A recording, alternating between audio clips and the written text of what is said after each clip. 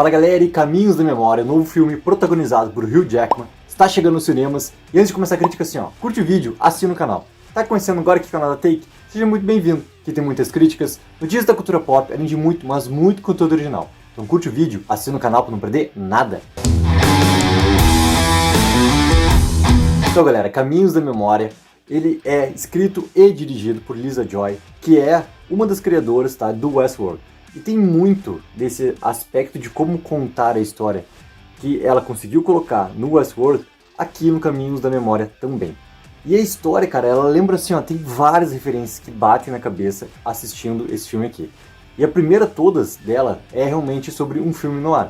Ele tem muito disso em toda a parte da investigação e também no ritmo onde acontece a investigação, a representatividade que tem da femme fatale que se torna uma coisa e depois ela se torna outra, porque na verdade ela é uma terceira coisa, que já poderia ser na primeira. É um misto de como funciona a investigação protagonizada pelo Nick, mas também com alguns momentos de ajuda da Watts, que é o personagem interpretado pela Thandie Newton, que já tem uma complexidade de trabalho com o diretor da Lisa Joy, vindo lá do Westworld. E toda essa maneira da investigação é o que vai levando o filme adiante, tá? E o conceito dele, de como ele está existindo, ele é assim num futuro, tá? E esse futuro é muito bem representado já na apresentação do filme. É muito massa a apresentação do filme. Porque ele coloca muito claro o que aconteceu com o mundo, com uma visão de uma Miami não destruída pelo apocalipse. Ela está sendo colocada como uma segunda maneira de existir, porque simplesmente ocorreu uma grande inundação pelo mundo inteiro. Então ali, como vai acontecendo, né, as divisões das classes sociais, ela funciona praticamente como quem tem o poder de conseguir ter uma terra seca e de como criar para que aquela terra seca funcione, ela sim vai ter, né, como é chamado no filme, os barões. São quem realmente tem a classe mais alta, quem tem o dinheiro e quem tem o poder consequentemente. Então isso vai diminuindo, né? E quem vive literalmente assim na água é realmente quem tem a classe mais baixa. E quem consegue viver entre essas duas é a classe social, como se fosse uma classe média, assim, onde está inserido o personagem do Nick, o personagem da Watts ali. E o legal é que o filme consegue explorar, tá, o que está acontecendo com o mundo dentro da história. Ele consegue colocar as consequências, né, do que aconteceu com o mundo, o que aconteceu uma grande guerra também dentro desse filme. E pelo que a gente consegue entender, isso tudo foi praticamente ao mesmo tempo que foi acontecendo, né? Tanto a questão da guerra quanto a questão de toda essa grande inundação, essa grande enchente que aconteceu no mundo. Então o filme ele consegue explorar em alguns momentos sim toda essa questão que ele cria ali. E ele cria o primeiro ato do filme muito bem, porque ele precisa chegar junto a isso com um grande conceito que é o quê? É o tal do Caminhos da Memória, que é a gente conseguir entrar na nossa mente e conseguir reviver momentos que foram cruciais, tanto na parte sentimental, quanto lembranças de ações que a gente teve e que a gente precisa revisitar ou que a gente quer muito revisitar. Então essa parte, querendo ou não, ela me lembrou muito o filme Déjà Vu, que é protagonizado pelo Denzel Washington, pelo Val Kilmer, e que trabalha também essa questão da busca, né, de eventos passados para conseguir naquele momento ali, né, elucidar um crime. E aqui o Caminhos da Memória ele utiliza em alguns momentos essa semelhança em relação ao quê? Existe todo um trabalho feito com a polícia, né, o personagem do Nick da Watts. Eles eram fuzileiros que dominaram essa técnica de interrogatório também sendo utilizada. Então eles trabalhavam isso na guerra, depois trabalhavam isso com a polícia, de fazer interrogatório através das memórias das pessoas. Então isso também chega a funcionar em alguns momentos como funcionou no Déjà Vu para conseguir sim elucidar um crime ou ajudar num caso e tudo mais. E as memórias elas são muito interessantes, tá? Não só como elas são apresentadas, mas também a importância que elas vão tendo no todo. E também, ao mesmo tempo, né, a maneira como cria dentro lá do grande laboratório onde o Nick tem, né, toda a companhia que ele trabalha junto com o Watts, é como se fossem hologramas, né? As memórias das pessoas elas vão formando hologramas e esses hologramas ali, eles vão ganhando vida à medida que o personagem do Nick consegue entrar, né, no pensamento da pessoa e fazer com que aquela imagem de novo apareça e a pessoa vai conseguir ter as sensações de acordo com a memória que ela está lembrando. Então aquilo tem consequências para o bom e tem consequências para o lado mal também. Onde o Nick também tem um poder de deixar aquela memória efetiva na cabeça da pessoa, onde literalmente ela, como é falado no filme, ele quebra a pessoa, né? E esse quebrar da pessoa ali funciona de um jeito onde a pessoa não vai conseguir mais ter a sua existência normal. Ela vai estar vivendo sempre aquela sensação para sempre.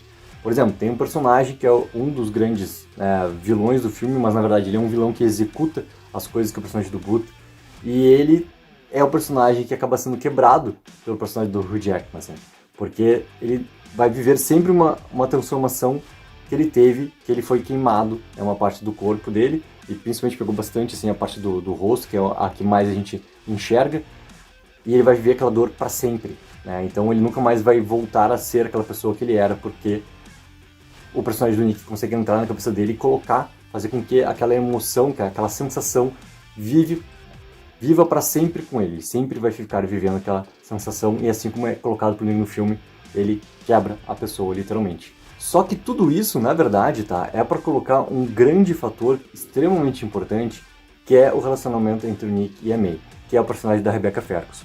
E o personagem dela, ele já é apresentado pra gente como um personagem extremamente femme fatal. Então ele entra muito na questão até de filme noir, beirando assim a Chinatown. Ele tem, é como eu falei no início, assim, ele tem muitas e muitas referências que a gente vai percebendo de como está construído aquele roteiro ali. E o personagem dela, obviamente, provoca, né, uma atração no personagem do Nick. E essa atração se transforma num relacionamento. E esse relacionamento a gente vê sendo construído e tem uma ruptura muito rápida. Só que essa ruptura muito rápida, ela não é prejudicial em ponto nenhum pro filme.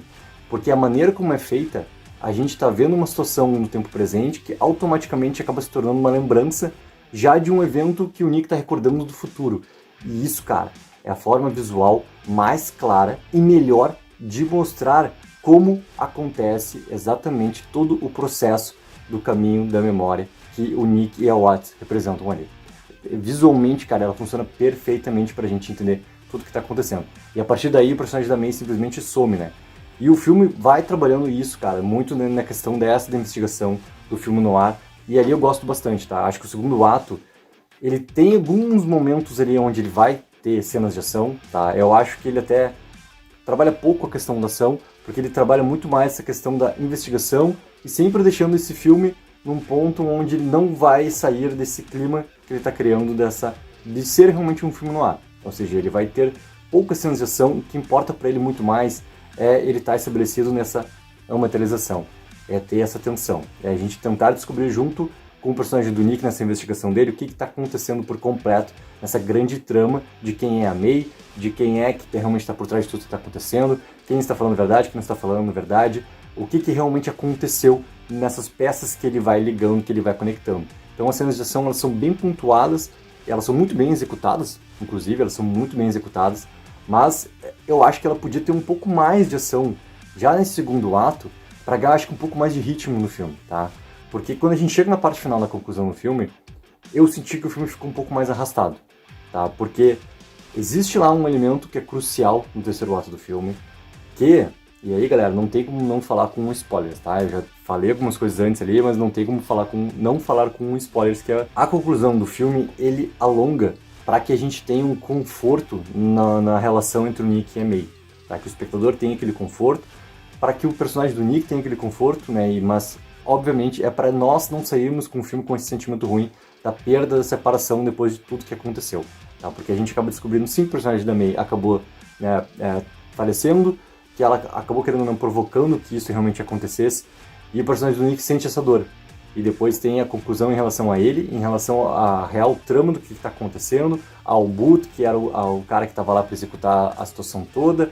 Ele consegue colocar as coisas realmente no prumo, que provoca inclusive uma consequência contra os barões, contra, né, que a população consiga ter a sua reivindicação de direitos iguais e tudo mais, mas que o Nick e a May vão ser aquelas pessoas que nunca mais vão estar juntos, a não ser numa lembrança.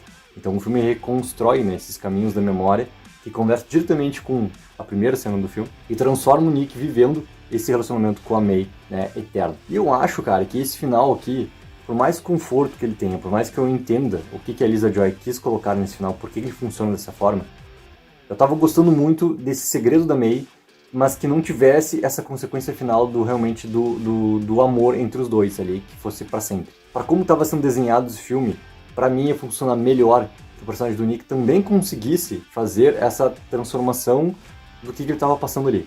Não que ele esquecesse a May, mas que ele conseguisse evoluir, né? Que a May permanecesse com uma lembrança boa dele, para ele, de tudo que aconteceu, a partir do momento que ele sabe a verdade, mas que ele conseguisse sim prosseguir para outra, né, outra parte da vida dele.